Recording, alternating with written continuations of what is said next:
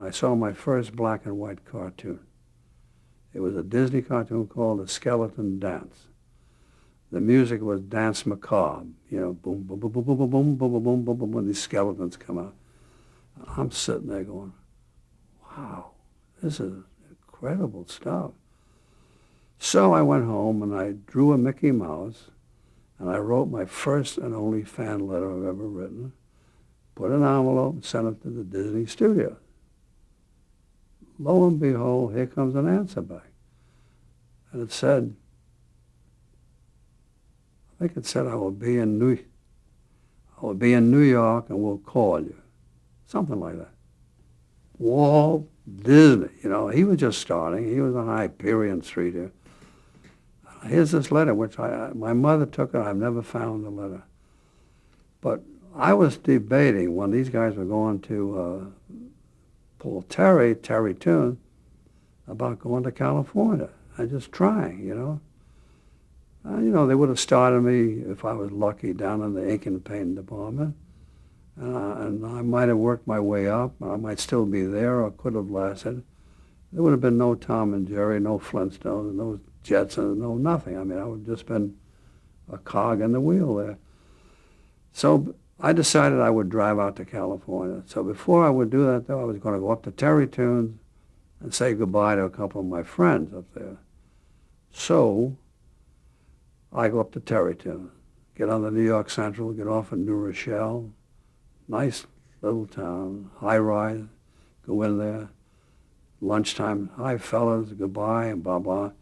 And Paul Terry shows up. He had a huge stomach and a big cigar, and he was very much like Sidney Greenstreet, exactly the same.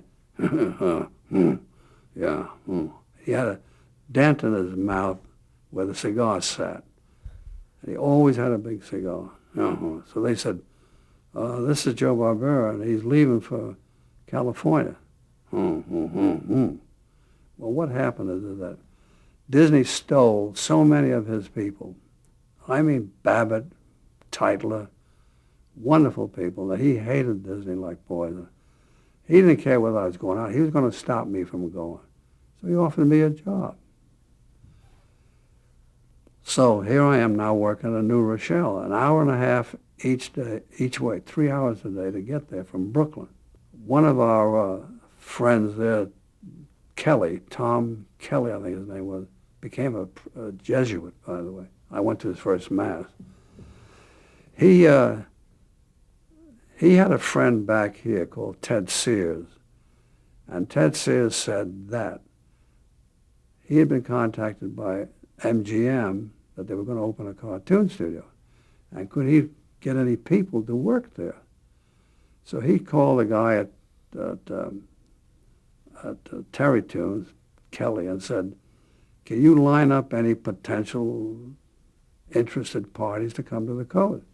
So I was one of the guys contacted, about 7 or 8 of us.